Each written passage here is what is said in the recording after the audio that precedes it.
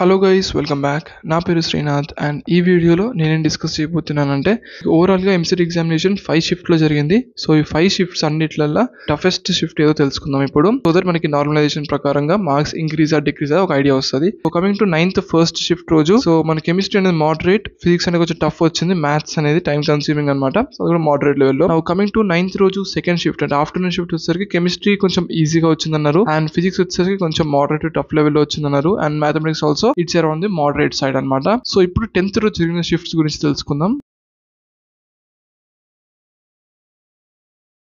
So 10th రోజు జరిగిన first shift రోజు ఏంటంటే ఓవరాల్ డిఫికల్టీ అయితే మోడరేట్ డిఫికల్ట్ అంటున్నారు. మ్యాథ్స్ వచ్చేసరికి మోడరేట్ డిఫికల్ట్, ఫిజిక్స్ వచ్చేసరికి మనకి మోడరేట్ లెవెల్లో ఉంది, యాజ్ వెల్ as కెమిస్ట్రీ అంటే కొంచెం ఒక ఈజియర్ సైడ్ లో ఉంది compare to maths and physics. And coming to 10th రోజు జరిగిన సెకండ్ షిఫ్ట్ వచ్చేసరికి ఏంటంటే మోడరేట్ టఫ్ ఉందన్నారు ఓవరాల్ డిఫికల్టీ అయితే. మ్యాథ్స్ వచ్చేసరికి మోడరేట్, ఫిజిక్స్ వచ్చేసరికి మనకి మోడరేట్ టఫ్ ఉందన్నారు అండ్ కెమిస్ట్రీ వచ్చేసరికి ఈజీ టు మోడరేట్ లెవెల్ ఉందన్నారు. సో మనకి 11th రోజు జరిగింది కూడా ఓవరాల్ గా అయితే మోడరేట్ ఉంది అంటున్నారు. సో 11th రోజు జరిగిన మార్నింగ్ షిఫ్ట్ రోజు కూడా మనకి మ్యాథ్స్, ఫిజిక్స్, కెమిస్ట్రీ ఓవరాల్ గా కొంచెం మోడరేట్ టఫ్ ఉన్నాయి. మ్యాథ్స్ అండ్ ఫిజిక్స్, కెమిస్ట్రీ కూడా కొంచెం ఈజియర్ సైడ్ లో అవుతుంది. సో ఇవన్నమాట మనకి ఓవరాల్ గా మనకి అన్ని షిఫ్ట్స్ యొక్క అనాలిసిస్ అనమాట ఇది.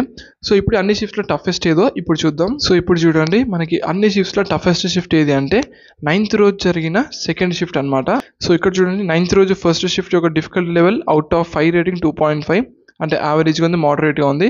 కమింగ్ టు 9th రోజు జరిగిన సెకండ్ షిఫ్ట్ రోజు ఓవరాల్ డిఫికల్టీ చూడండి 4/5 ఉందన్నమాట. ఇది రీసెర్చ్ ప్రకారం ఇచ్చారు ఒక వెబ్సైట్ లో. అండ్ దీని డిఫికల్టీ లెవెల్ వచ్చేసరికి అరౌండ్ డిఫికల్ట్ వరకే ఉంది. So one of the toughest paper. And మిగతా 3 దాంట్లో చూసుకున్నట్లయితే రేటింగ్ వచ్చేసరికి 3/5 ఉంది అండ్ అంటే కొంచెం అబోవ్ యావరేజ్ డిఫికల్టీ లెవెల్ అవుతుంది. సో కింద రాశాడు మార్క్స్ అనేవి ఫైనలైజ్ కాదు, మీకు తర్వాత నార్మలైజేషన్ తర్వాత మార్క్స్ అనేవి డెఫినెట్గా ఇంక్రీజ్ అవుతాయి అనమాట. సో వీళ్ళు కండక్ట్ చేసిన రీసెర్చ్ ప్రకారం ఏంటి అంటే టఫెస్ట్ షిఫ్ట్ వచ్చేసరికి 9th రోజు జరిగిన సెకండ్ షిఫ్ట్ అనమాట. అండ్ ఈజియెస్ట్ షిఫ్ట్ వచ్చేసరికి అంటే ఈజీ అంటే మరీ అంత ఈజీ ఉండదు, బట్ అన్నిట్లలో కంపేర్ చేస్తే కొంచెం బెటర్ అండ్ కొంచెం ఈజీ ఉన్నది ఏంటి అంటే మనకి ఇక్కడ 9th రోజు జరిగిన మార్నింగ్ షిఫ్ట్ అనమాట. సో ఎవరైతే 9th రోజు జరిగిన మార్నింగ్ షిఫ్ట్ లో ఎగ్జామ్ రాసారో సో వాళ్ళకి ఇప్పుడు రెస్పాన్స్ షీట్ లో కౌంట్ చేసుకున్న మార్క్స్ కన్నా కొంచెం డిక్రీజ్ అయ్యే ఛాన్స్ అయితే ఉంటుంది. అండ్ ఎవరైతే 9th రోజు జరిగిన సెకండ్ షిఫ్ట్ లో ఎగ్జామ్ రాసారో సో వాళ్ళకి మీరు ఈ రోజు కౌంట్ చేసుకున్న మార్క్స్ కంటే కొంచెం ఇంక్రీజ్ అయ్యే ఛాన్స్ అయితే ఉంటుంది. సో ఎంత ఇంక్రీజ్ అవుతుంది అంటే అది చాలా ఫ్యాక్టర్స్ పైన డిపెండ్ అయి ఉంటుంది. ఆ రోజు జరిగిన యావరేజ్ మార్క్స్, ఆ రోజు జరిగిన toppers marks, overall toppers marks, so ఇలా చాలా ఫ్యాక్టర్స్ ఉంటాయి అనమాట. సో ఈ ఫ్యాక్టర్స్ బట్టి కొంచెం వ్యారీ అయితే అవుతుంది, బట్ ఒక 1 to 5 మార్క్స్ వరకు అయితే ఇంక్రీజ్ అయ్యే ఛాన్స్ అవుతుంది. నెక్స్ట్ మిగతా జరిగిన షిఫ్ట్స్ ఉన్నాయి కదా, 10th రోజు ఫస్ట్ షిఫ్ట్, 10th రోజు second shift, as well as 11th రోజు ఫస్ట్ షిఫ్ట్. సో ఈ 3 షిఫ్ట్స్ లో ఏంటంటే మనకి డిఫికల్టీ లెవెల్ వచ్చేసరికి మోడరేట్ లెవెల్ ఉంది కాబట్టి సో మీకు మార్క్స్ అనేవి అంత పెద్దగా ఇంక్రీజ్ అవ్వకపోవచ్చు. సో లిటిల్ బిట్ ఇంక్రీజ్ అయ్యే ఛాన్స్ ఉంది కానీ ఎక్కువ అయితే ఇంక్రీజ్ కాదు. ఫస్ట్ డే ఫస్ట్ షిఫ్ట్ అయితే మార్క్స్ అయితే డెఫినెట్ గా డిక్రీజ్ అయ్యే ఛాన్స్ ఉంది. సో మనకి నార్మలైజేషన్ ప్రాసెస్ ఎలా చేస్తారంటే ఇక ఫార్ములా ఇచ్చారు కదా, సో ఈ ఫార్ములా ప్రకారం మనకి నార్మలైజేషన్ ప్రాసెస్ జరుగుతుంది. So GST plus GTA minus GST by STA minus SAST into marks obtained by the candidate in the subject in a session minus SAST. So ఇది ఒక ఫార్ములా ఉంటుంది. So దీని ప్రకారంగా so వాళ్ళు top 0.1% and average percent, so ఇలా చాలా factors ఉంటాయి అనమాట. సో ఇవన్నీ ఫ్యాక్టర్స్ బేస్ చేసుకొని సో వాళ్ళైతే మీ ఫైనల్గా నార్మలైజ్డ్ మార్క్స్ అయితే ఇస్తారు. సో ఎవరికైతే 37 మార్క్స్, 38, 39 వచ్చాయో అవి ఫైనల్ మార్క్స్ అయితే కాదు. సో మీ మార్క్స్ డెఫినెట్గా ఇంక్రీజ్ అవ్వచ్చు.